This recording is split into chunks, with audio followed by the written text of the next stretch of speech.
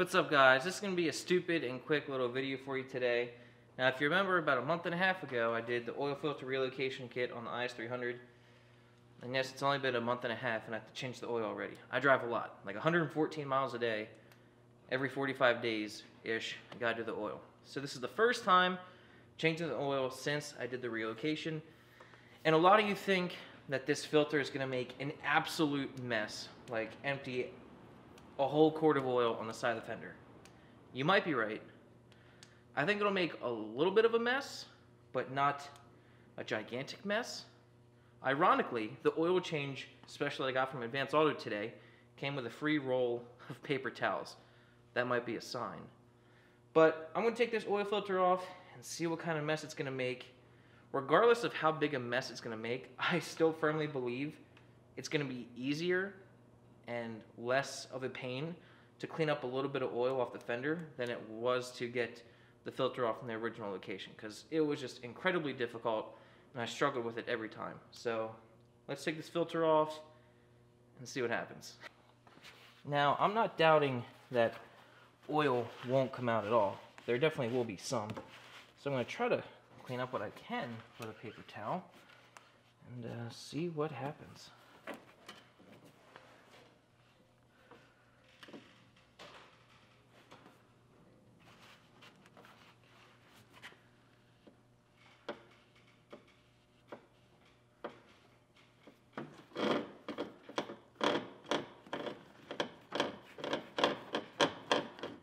I don't think it's as bad as the internet was thinking it was going to be.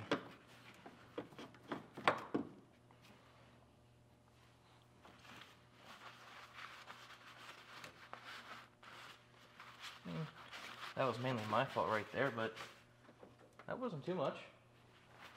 You know, a little disappointed. Yeah, Chaz was a huge mess. Chaz was hoping I would need a whole bag of kitty litter over here. It's okay, I got you covered. Yeah, so there is still a lot of oil in here, but just because the angle here, it really wasn't that bad. Now, yes, oil did spill, but I don't think it's that bad. So, did you guys think it was going to make worse of a mess? Or is this kind of what you were thinking was going to happen? Let me know in the comments down below. Now, I guess you guys were expecting the oil filter to do this. And empty out all that onto the car. Still not that bad. I'm pretty pleased with it. About a minute or two to clean it up. No big deal. So that was just a stupid quick little thing I wanted to show you guys, because I know some of you were curious about how much oil would spill from that. It wasn't too bad. I think it's totally worth it. You know, the minute or two it takes to clean up that oil, so much better than fighting with that oil filter. And I don't really know what else to put in this video. I don't really have anything planned for today, and I'm just not a vlogger. I can't bring myself to vlog for you guys.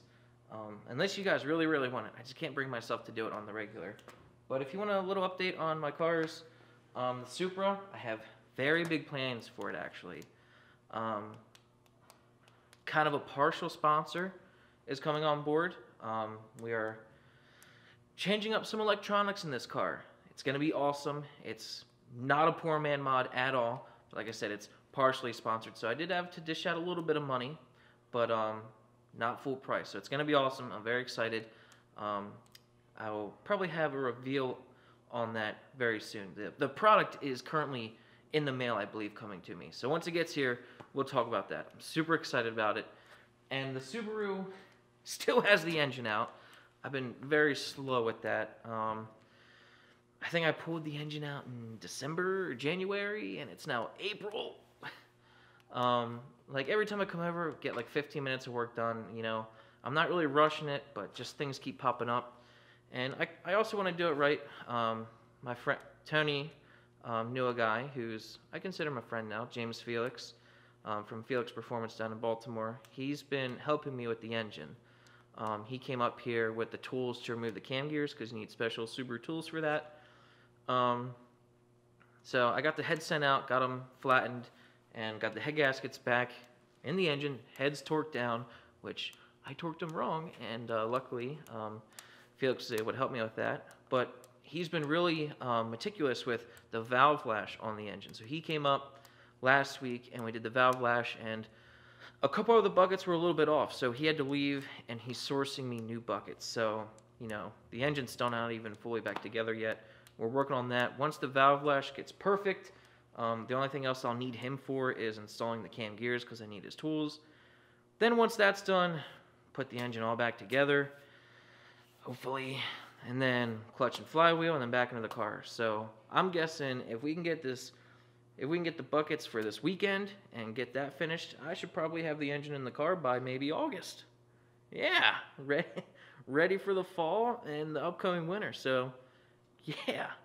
But no, I would really like to get that car back on the road within the next month. I know I come over here and do like 5-10 minutes of work, but I miss driving it. It's a good car.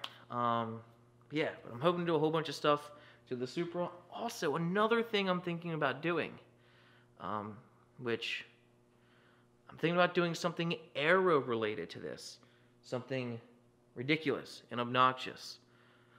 I'm not going to give it away just yet, but just know that I will be doing something aero related to that. So, hope you guys enjoyed this video. You probably didn't, but I hope I satisfied your curiosity with that oil filter relocation kit. I think it is totally worth it. I would do it again and again and again. For 40 bucks for that thing, or however much it was, totally worth it. So, I'll see you guys next time. Peace.